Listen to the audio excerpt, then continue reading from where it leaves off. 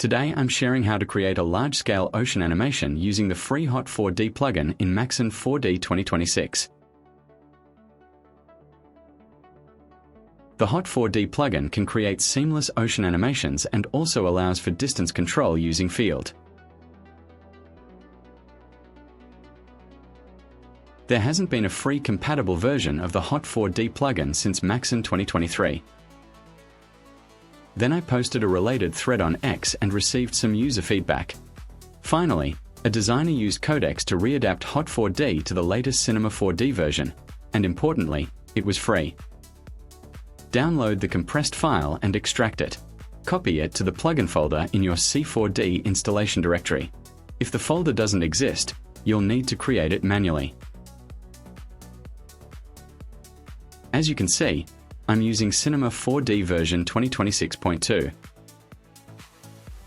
Hot4D tools can be found in the extended menu bar.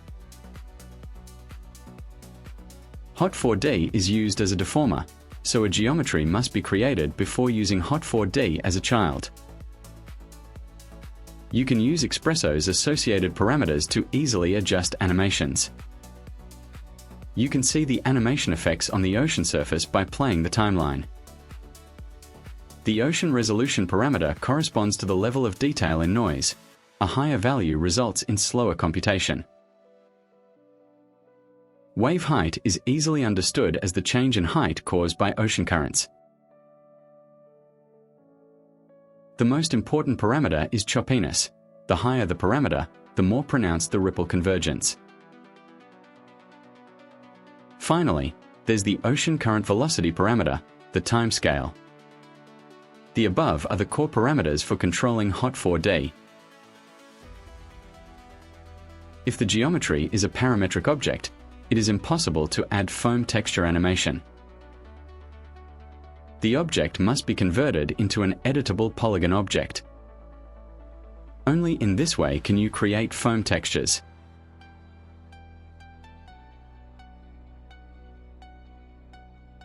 It's best to create a standard material sphere and assign it to the ocean surface so you can easily adjust parameters and observe the changes.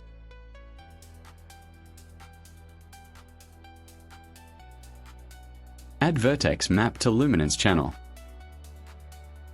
Assign the vertex label named foam to the input field. Now, if you adjust the parameters again, you'll see the specific changes more clearly.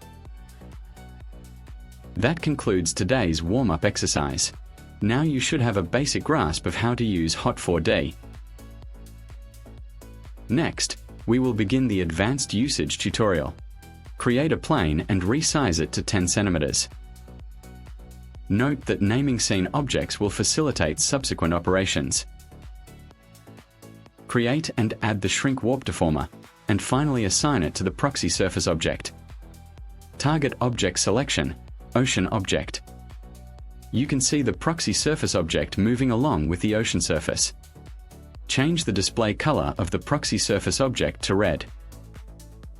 Create a torus object and set its size to be close to the proxy surface. Select the torus object and add a constraint tag. Check the clamp box. Switch to the clamp menu, change to surface, and specify the target object's proxy surface. Change the distance parameter to 0.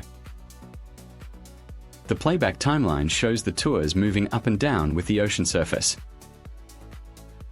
The first problem is that the tours gradually deviate from their positions over time. Pause playback and manually fix the position. Select the constraint tag and check lock position. Now the tour is locked in its original position and will not shift. If you don't want the movement to be just up and down, but rather to have an effect that follows the surface rotation, then change as to normal. Adjusting the ocean parameters reduce the intensity of the tour's shaking.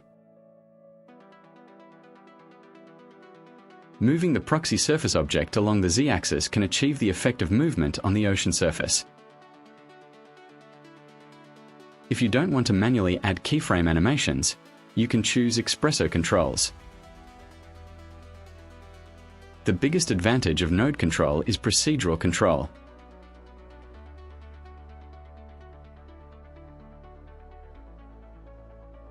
Note that if the values are opposite, a negate node must be used, and finally a switch node must be used to switch the movement forward and backward.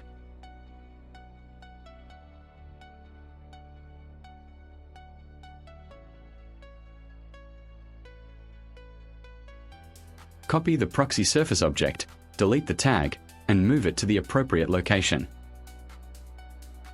Create a new null instance and change its display to a box, then add a constant tag and check the clamp option.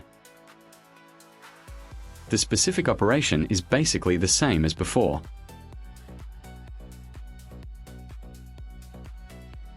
This time, I want null to be used simply as the parent element of the camera, representing its vertical movement. Create a camera object, assign it to a null child, and adjust the view angle and position.